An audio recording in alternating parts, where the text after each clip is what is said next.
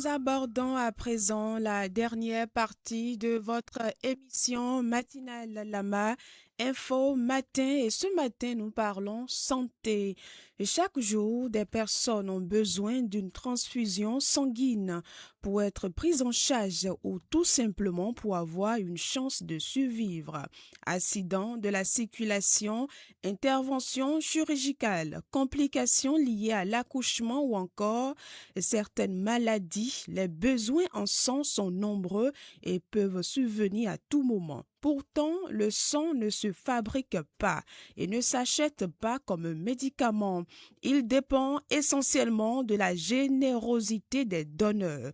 Pourquoi est-il donc important de donner son sang? Qui peut être donneur et quelles sont les craintes qu'il faut dépasser? Pour en parler, ce matin, nous recevons pour vous Docteur David Yamomi. Il est le médecin-chef de la commune d'Alada. Docteur, bonjour et bienvenue à vous. Bonjour, madame la journaliste. Merci d'avoir accepté notre invitation. C'est un plaisir. Docteur, dites-nous, qu'est-ce qu'on peut comprendre par un don de sang? Merci, madame la journaliste. On comprend par don de sang cet acte qui consiste à offrir, à donner son sang pour sauver des vies humaines, pour être plus court. D'accord. Et pourquoi ce geste-là de don de sang est considéré comme un geste qui peut sauver des vies? Très bien. Vous savez, le sang, c'est un liquide, je peux le dire, qui ne se fabrique pas dans des usines. Et comme vous l'avez dit dans votre introduction, nous avons beaucoup de cas d'accidents de la voie publique, nous avons beaucoup de cas opérés, nous avons des femmes enceintes qui nécessitent d'être transfusées, nous avons des enfants qui souffrent des affections anémiques nécessitant donc une transfusion. Et donc, pour pallier à ce besoin sur le terrain, puisque le produit ne se fabrique pas, il faudrait nécessairement trouver ça quelque part pour apporter à celui qui en a besoin. Et cet apport ne peut être qu'à partir de quelqu'un qui se porte bien et qui a donc cette volonté de donner son sang pour sauver l'autre qui est dans le besoin. D'accord. Et qui peut donner son sang? Et quelles sont les principales conditions à remplir avant de faire ce don-là? Est-ce que n'importe qui peut se rendre dans un centre de santé et dire je veux faire un don de sang? Merci beaucoup pour cette belle question. Alors, n'importe qui peut pas se rendre pour donner son sang. Toutefois, qui que vous soyez, lorsque vous rendez quelque part pour donner votre sang dans un hôpital ou dans une structure agréée, alors les critères sont là et si vous n'êtes pas éligible, on ne va pas vous prélever. Voilà. Mais déjà, il faut savoir qu'il faut être bien portant. Il faut pas être malade. Quelqu'un qui est bien portant peut donner son sang. Il faut avoir au moins 18 ans et pour donner son sang, pour ne citer que cela. Les autres critères spécifiques, si vous souffrez d'une maladie particulière connue, par exemple, vous êtes infecté par le VIH, par exemple, vous connaissez, excusez-moi, séropositif sous traitement, par exemple, vous ne pouvez pas donner votre sang. Si vous souffrez de l'hépatite virale B, par exemple, vous êtes sous traitement, vous connaissez séropositif à l'hépatite B, vous ne pouvez pas donner votre sang. D'autres maladies aussi sont contre-indiquées si vous souffrez de certaines maladies. De façon générale, il faut être bien portant et si éventuellement vous êtes apparemment sain et que vous y allez et on vous prélève, ce qui est sûr, avant qu'on exploite le sang prélevé, il y a beaucoup d'autres analyses qui se font sur le sang prélevé, l'échantillon, pour voir est-ce qu'on peut exploiter ce sang ou pas. Donc, que vous soyez, vous soyez infecté par un virus alors que vous êtes apparemment sain, l'équipe de collecte est habilitée quand même à faire le traitement nécessaire pour que ce sang, s'il est exploitable, soit vraiment un sang non nuisible, sans danger. D'accord, donc quand la transfusion sanguine est faite, il y a des analyses qui se font après. Ah, pas la transfusion, la collecte. Voilà. La collecte est faite, Voilà. il y a d'autres analyses. Voilà. Avant même de faire la collecte, il y a un échantillon de sang qu'il faut prélever, voir est-ce que par hasard l'individu qui se donne volontaire, d'accord, à offrir son sang, ne présente pas une infection virale, peut-être que lui-même ignore. Voilà, donc il y a toutes ces démarches qui se font avant donc de faire la collecte. D'accord. Et quelle est son utilité, ce geste-là, dans la communauté? Quelle est son utilité? C'est un geste très capital, comme je le dis. Ça ne se fabrique pas, ça ne s'achète pas dans le marché ni dans les pharmacies. Et vous savez, l'individu, un être humain, a 5 litres de sang qui circulent dans son organisme pour pouvoir quand même oxygéner les différents organes, si je peux être un peu plus simple, pour faciliter la compréhension. Et donc, tout ce que le sang fait, vous savez, lorsqu'il arrive des moments où vous perdez une bonne quantité de ce sang, ça commence par décompenser. Et les tisanes, d'autres médicaments ne substituent pas le sang.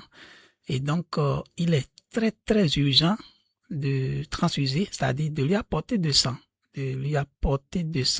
par perfusion. Et donc, pour pouvoir rapidement équilibrer.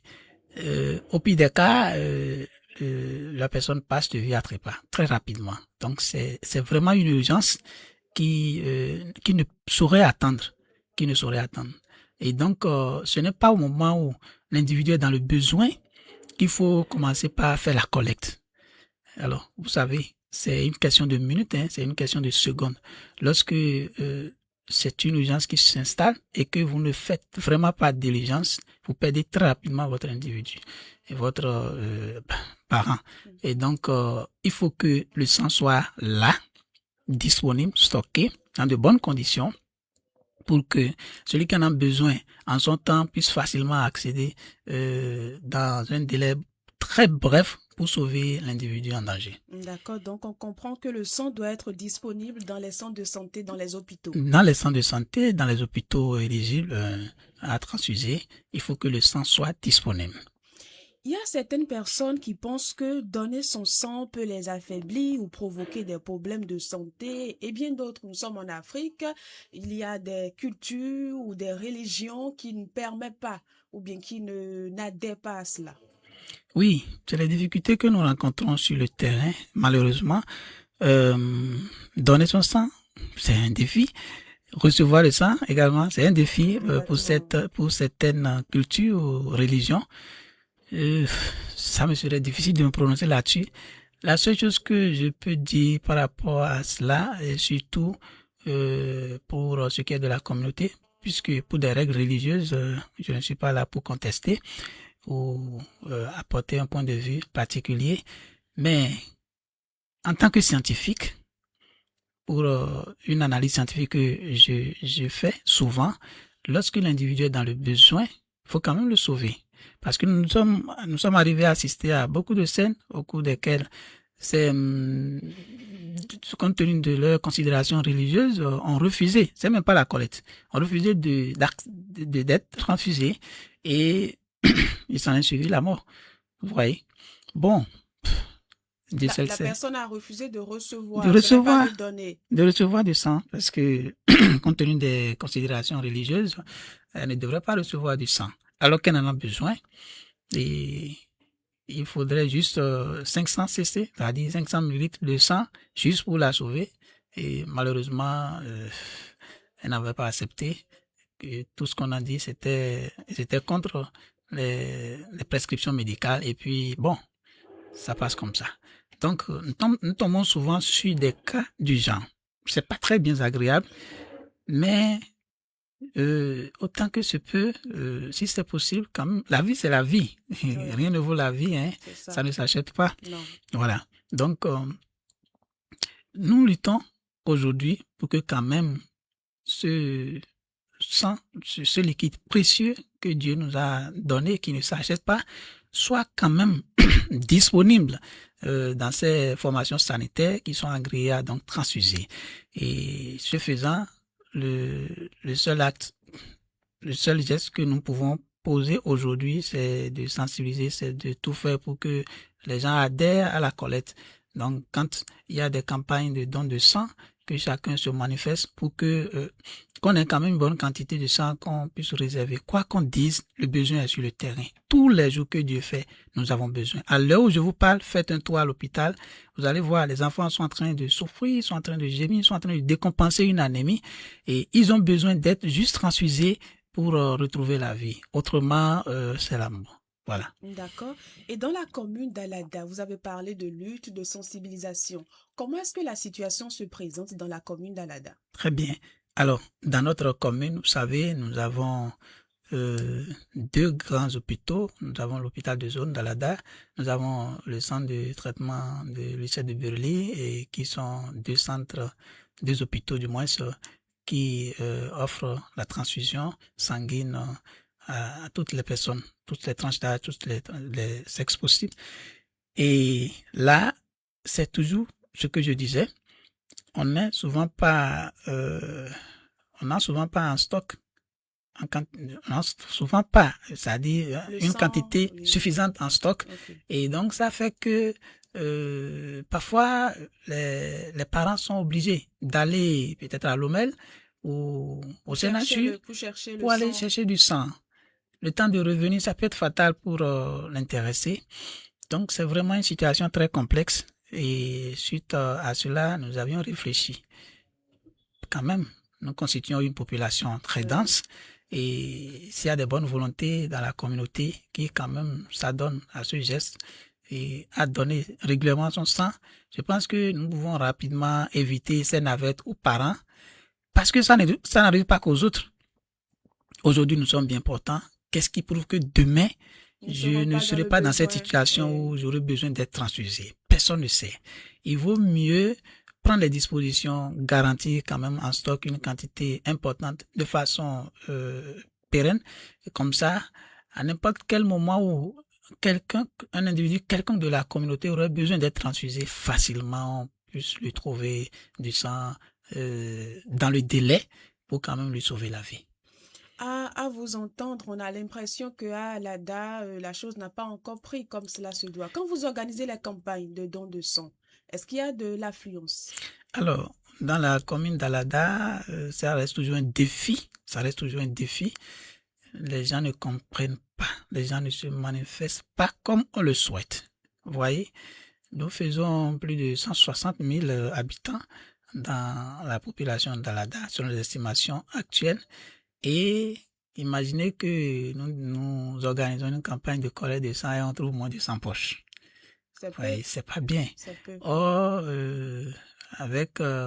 s'il y avait quand même une très bonne mobilisation, il y a toujours des donneurs volontaires qui sont fidèles et qui peuvent normalement dépasser une centaine. Et régulièrement, ceux-là peuvent donner leur sang et quand même régulièrement aux services compétents pour être utilisés en son temps afin de sauver des vies humaines. D'accord, c'est compris. Est-ce que dans cette situation que vous rencontrez à l'ADA, est-ce que les autorités ou les responsables de la commune essaient quand même de se mettre dans la danse pour amener les populations à comprendre l'importance de la chose? Oui, je pense que ça, d'abord, c'est l'occasion de saluer Monsieur le Préfet, l'actuel. Et puisque la toute dernière fois où nous avions eu à faire la collecte de sang, c'était à l'occasion de la journée internationale de lutte contre la drépanocytose au niveau de la préfecture.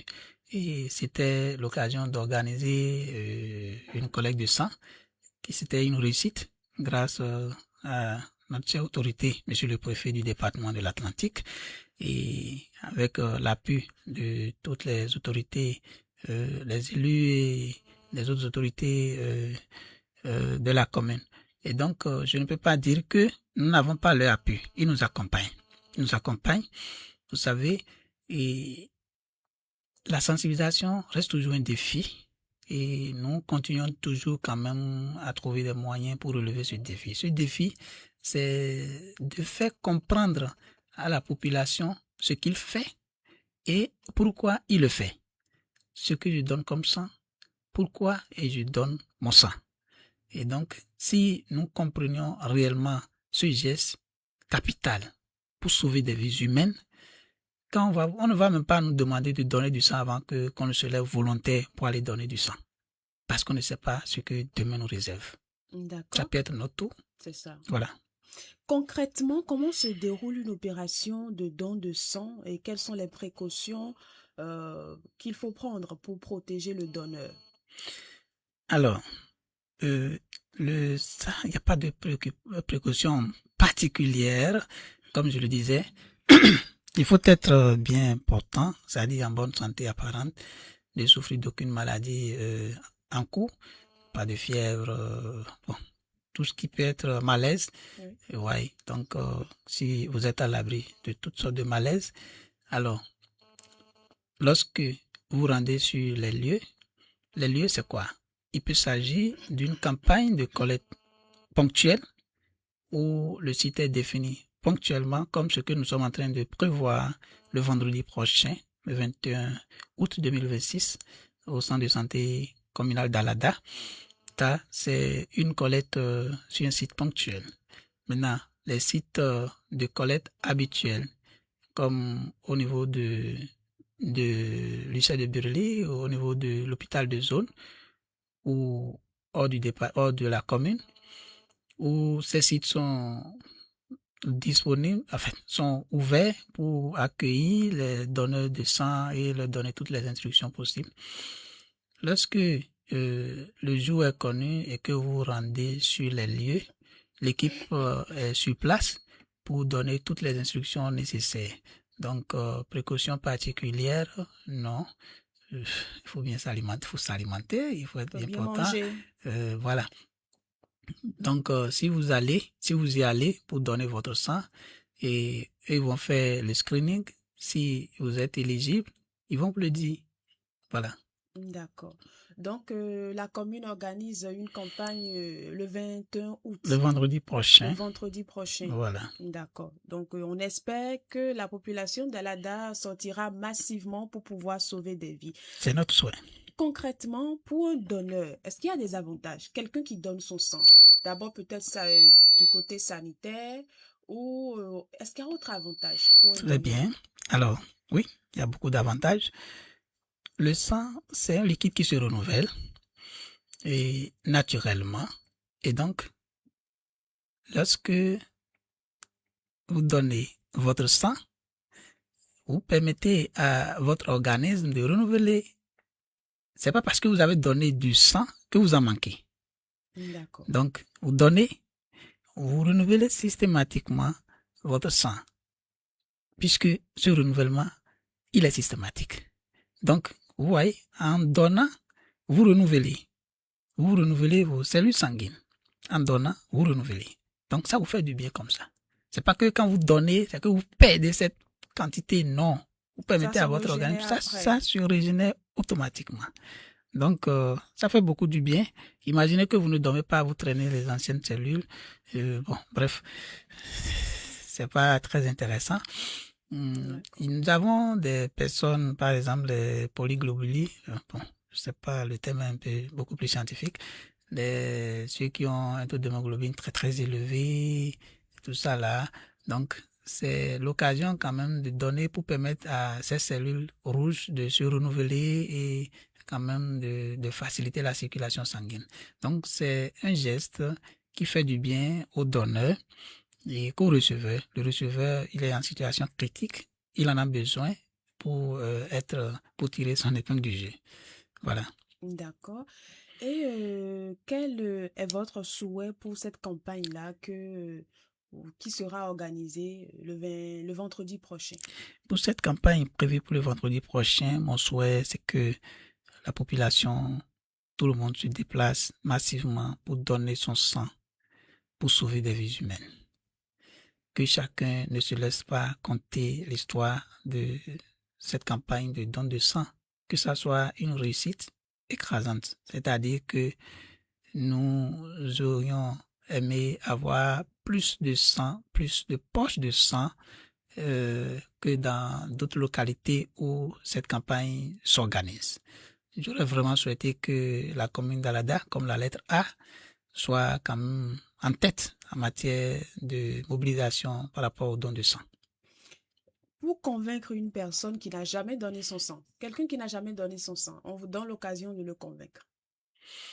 Oui, bon, je pense que j'ai été clair de long en large. Quelqu'un qui n'a jamais donné son sang, de savoir que ce sang qu'il est en train de donner, ce n'est pas un sang à vendre, non. c'est pour sauver des vies humaines. C'est un liquide qu'on ne saurait acheter. Et lorsque vous donnez, vous renouvelez en même temps votre sang. Donc, ce n'est pas qu'en donnant, vous êtes en déficit, non. Au contraire, vous renouvelez systématiquement votre sang. Et ce sang que vous donnez permet de sauver quelqu'un d'autre qui est en difficulté. Rien ne prouve. Demain, on ne le souhaite. Ça peut être notre tour, ça peut être votre tour.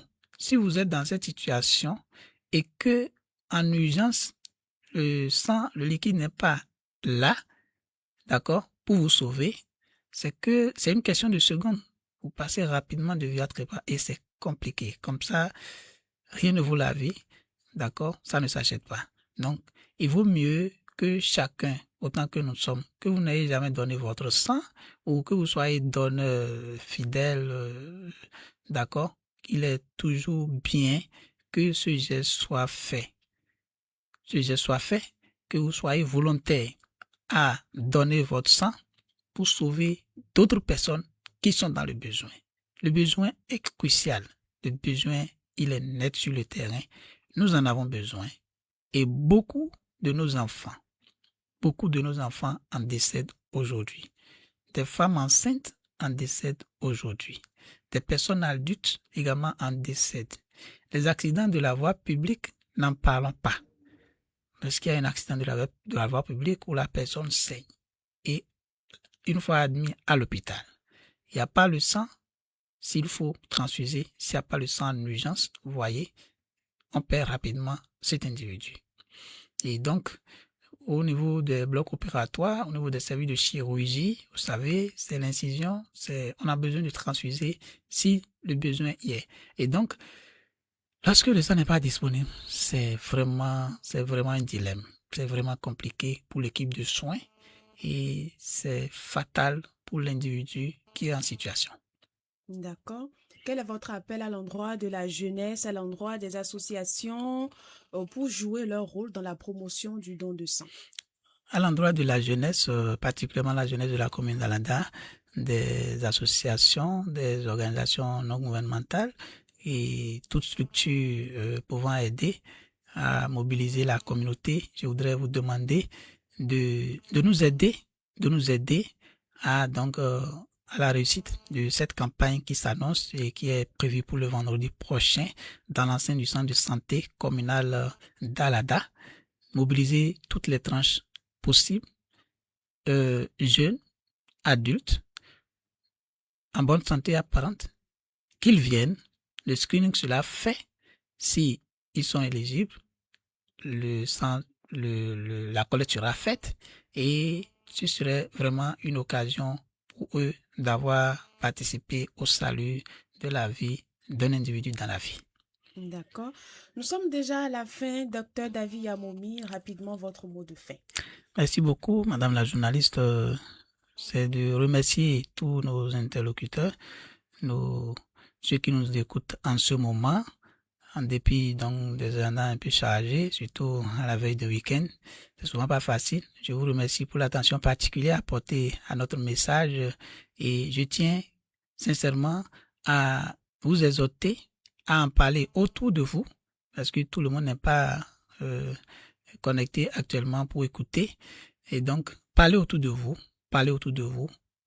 dans toutes les familles, parlez autour de vous pour que quelqu'un, au moins d'une famille, passe donner son sang pour que, si éventuellement le besoin se fait sentir quelque part, on puisse sauver ces individus. Ce qui est sûr, c'est sûr que vous reconnaissez dans ce que je suis en train de dire, des familles certainement ont perdu des proches à cause donc de ce liquide précieux. Comme je suis en train de le dire, c'est sûr que certaines personnes se retrouvent dedans.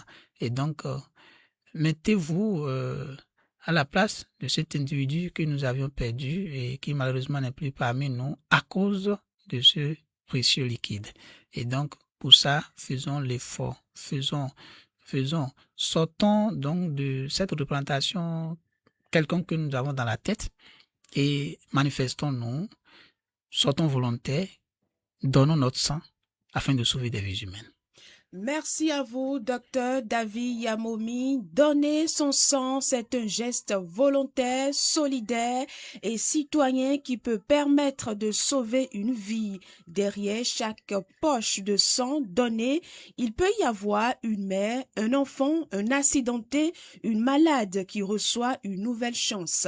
Alors, il ne faut pas attendre d'être confronté à une urgence pour comprendre l'importance du don de sang. Chaque donneur peut être un maillon essentiel de cette chaîne de solidarité. Nous remercions très sincèrement Dr David Yamomi. Je rappelle qu'il est le médecin-chef de la commune d'Alada. Nous sommes à la fin de la Info Matin de ce vendredi 14 août 2026. Guillaume Agboguela, Bernice Koukoudui, merci de nous avoir suivis.